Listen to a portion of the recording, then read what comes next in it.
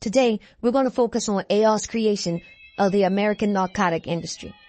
Now, don't worry, you guys, I'm going to be doing a whole AR series to give you guys the full skinny, but I found some stuff I wanted to share with you, alright? So, before Carmine Galante, before the French Connection, before Matty Madonna and Ike Atkinson, there was Arnold Rothstein.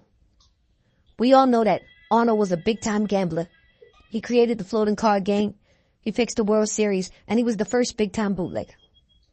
AR saw the potential of illegal booze and was ready when Prohibition went into law.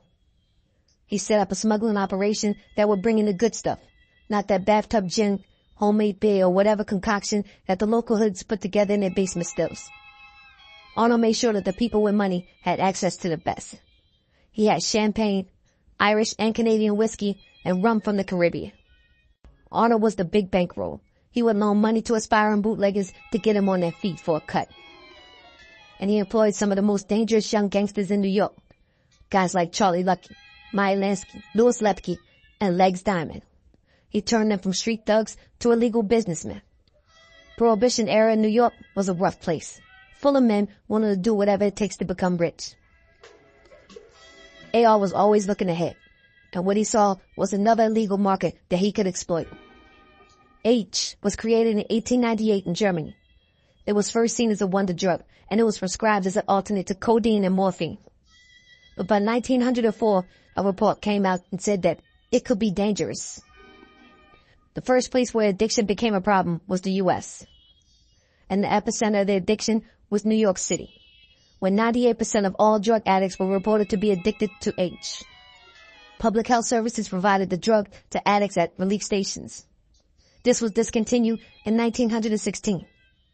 In 1920, the House of Delegates of the American Medical Association at its 71st annual session adopted the following resolution: that H be eliminated from all medical preparations and that it should not be administered, prescribed, nor dispensed, and that the importation, manufacture, and sale of one should be prohibited in the United States. In 1922, there were 17 murders committed in London. There were 260 in New York City. H addiction was blamed for a number of them. Carlton Simon, Special Deputy Police Commissioner in New York, wrote in February 1924, 94% of the addicts arrested in New York City use regularly. It was calculated that 76,000 ounces yearly were used by the addicts who got their drugs off the streets in New York City alone. The entire amount of prescribed by the entire medical profession in the state of New York during the same period was 58 ounces. AR saw dollar signs. Now, he wasn't the first person to deal in New York, but his predecessors were small time. AR didn't do small time. Those guys would rob shipments of meant for hospitals or order bulk shipments from Canada or Mexico under fake company names and process the raw back in New York. But AR sent Harry Mather to Germany, where it was still legal to manufacture. He set up a deal and brought it in bulk and had it shipped to New York. AR did the same with coke. And by 1923, AR was the biggest distributor of both in the U.S. In 1923, a kilo of heroin cost $2,000. By the time it was cut and packaged into $10 or $15 bags and sold on the street, it could bring back $300,000 in the 20s. AR created a clearinghouse ring in the U.S. He was the only gangster in America with a line of credit with manufacturers in Europe. And he had customers waiting. Charlie Lucky said he would take all he could get. Same with Waxy Gordon, King Solomon from Boston, Nick Rosen in Philly, Capone and Torrio in Chicago, as well as dealers from Kansas City and Atlantic City. In 1925, AR said Sick Stadger, he was a user himself, but he was one of AR's closest pals to Asia to establish connections there. Sick visited China, Taiwan, and Hong Kong, and was able to establish connections in each. A year later, AR sent George Uffner to Asia. Uffner would build relationships that would last well after AR's death. Uffner would be the go-to dope guy for Charlie Lucky, Lepke, and Frank Costello. In 1926, AR bought an importing house called Valentine's. Valentine's was a well-established importer of Asian goods. They had been at it so long that custom agents would only give a cursory inspection to the goods coming into them. AR used this to bring in his stuff from China. AR began to focus more and more on his drug operation. A lot of his free money went to bailing out his workers. In 1926, Lex Diamond was arrested along with Max Gross on drug charges. The bail was paid by a Detroit bail bondsman, and it was guaranteed by AR. On July 14, 1926, Charles Weber and William Vichunda were arrested for violating the Harris Act. But 20 minutes later, it was sprung by the same Detroit bail bondsman, again guaranteed by AR, for $25,000 each.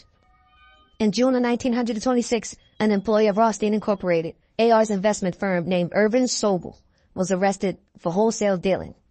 AR paid his bail, but he got his money back when Sobel pleaded guilty. Jack Solomon took a pinch in 1927 for narcotics. Again, AR paid the bail. In 1928, AR's pal Sid Stadger was arrested for narcotics. AR sprung him, and he was out on bail when AR was killed. By 1928, it seems that AR's fortune had changed. He began losing money that he would normally have won, and he was becoming paranoid that someone was trying to kill him. One night when he came home to his apartment building, the front door was locked. AR rang the bell but no one came. Then he noticed the doorman lying on the couch in the lobby. It looked like his hands were bound. AR took off. But when he came back a half an hour later, everything was normal. It was around that same time that a car full of men snatched the man in front of AR's building. They drove a few blocks before realizing that they only had a guy who looked like AR. From September 8th through the 10th, 1928, AR took part in a poker game at 161 54th Street. When it was over, AR was $300,000 in the hole. But no one worried. He was the big bankroll. He was good for it. He gave out his IOUs and went to Lindy's. But AR had made a business decision that left him out of cash at this time. On his last shipment, AR decided to reinvest his profits back in the more. But the men who he owed money to didn't know or care about this. By November, AR still hadn't paid his debt. To make it worse, he was going around saying that the game was fixed. On November 4th, 1928, AR was found in the basement of the Park Sheraton Hotel next to the trash compactor with a bullet in his gut. He was taken to the Potter Clinic Hospital where he died the next day at 10:15 a.m. AR was waiting for $3 million in profits when he was killed. Arnold Rothstein built a framework and customer base that would over the years cause misery for many and make many men rich. And that, my friends, is the brief little story of America's first drug lord, Arnold Rothstein. If you're new to the channel and you want to join the gang, you like what we do over here, you gotta bump off that subscribe button so you can make your bones, alright? Then you gotta break that thumb like he owes you some money.